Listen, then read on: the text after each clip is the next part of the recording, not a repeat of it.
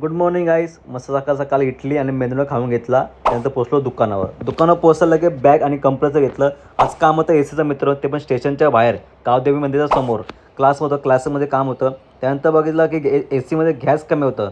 मग काय आपण बाटला आणलाच होता, लगे गॅस पण टाकून घेतलं. त्यानंतर अजून एक काम होतं त्याच क्लासमध्ये, ते चेक केलं. याच्यामध्ये बिलकुलच गॅस नव्हतं. मग आउटर ठिकाणी गेलो, त्याच्यामध्ये स्पेशल टाकून घेतलं एकदम प्रॉपर. तरी पण काय लिकेज भेटत नव्हता कुठे पण. मग काम केलं, आउटरच बाहेर काढला, एकदम प्रॉपर चेक केलं. थोडंसं लिकेज भेटलं, त्यानंतर लिकेज सोल्डिंग मारलं. त्यानंतर लागली भूक. मग निघालो जेवायला. समोरचा एक हॉटेल होता, त्या हॉटेलमध्ये गेलो आणि चिकन थाली ऑर्डर केली. चिकन थाली आली, मस्त जेवण घेतलं. त्यानंतर अजून एक काम होतं त्या सोसायटीमध्ये, आपल्याला साईट व्हिजिट करायची होती तिकडे जाऊन. मग तिकडे गेलो, साईट व्हिजिट केली.